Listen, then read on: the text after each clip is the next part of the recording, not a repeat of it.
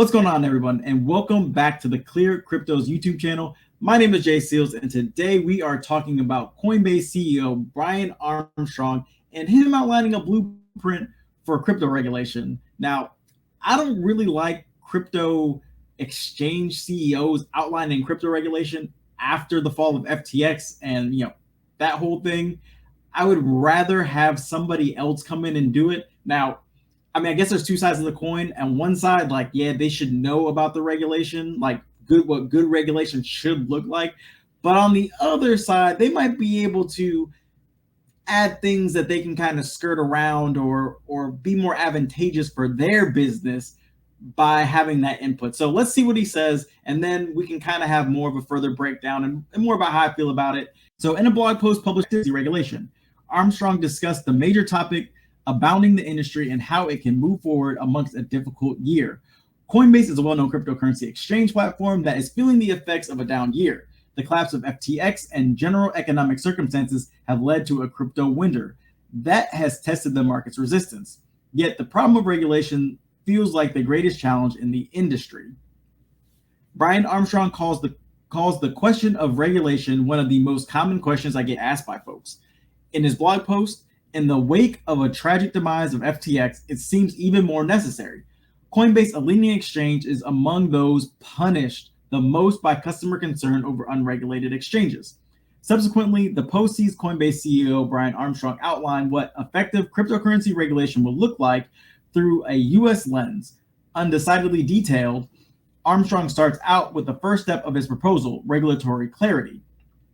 It is best to create regulatory clarity first around centralized actors in crypto, stablecoin issuers, exchanges, and custodians, Armstrong stated, additionally noting that the lack of clarity is where the most risk and harm comes to users.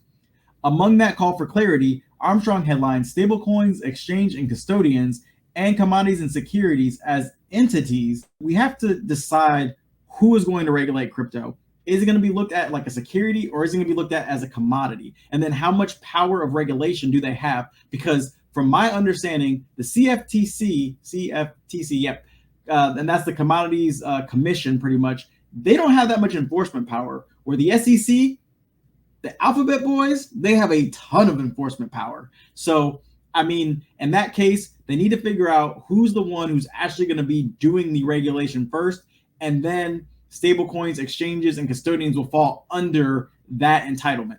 So specifically, Armstrong calls for Congress to require the CFTC, which we were just talking about coincidentally, and the SEC to publish categorizations of the top 100 crypto assets within 90 days of the legislation. So basically what he's saying is, hey, they both can be in the same realm. Like the CFTC can go ahead and label Bitcoin and Ethereum as commodities because they are the largest parts of crypto. And then pretty much everything else will fall under the purview of the SEC, which I can see working out. So the second step in Armstrong's play is to enforce a level playing field, specifically for the above clarification to support enforceable rules. Armstrong points to FTX's ability to create a broad customer base, freeing it from specific domestic jurisdictions from any one entity. So basically, because they're able to go into different countries, they had different rules for different countries, they were able to basically get over on all of us, right? So Armstrong states that enforcement starts with countries' willingness to enforce rules domestically and abroad. Yeah, but you can't, just because we have rules domestically, it doesn't mean we can't force the abroad countries to have the same rules. We'd have to get on the same page, and that's what makes this kind of difficult. Conclusively, the third step is for innovation to occur in decentralized crypto. Armstrong remarks that his plan is how to regulate centralized actors in crypto, while noting that decentralized crypto has an opportunity to create even stronger consumer protections utilizing smart contracts, self-custodial wallets, and on-chain accounting. Armstrong perceives this as the future, allowing the industry to become encoding trust in a real way. I gotta say, I'm a little impressed. I guess I shouldn't be. They want what's best for their bottom line too, and having this regulation is good. But it just comes down to a matter of what the regulation looks like, and will the U.S. get it right on the first try? Because as we all know, the U.S. 9 times out of 10, when they get something wrong, and they normally will, it takes a while for them to fix it.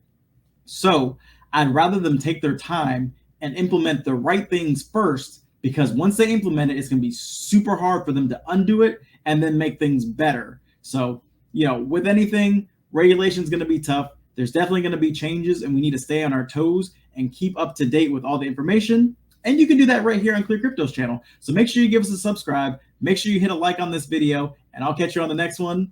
Peace.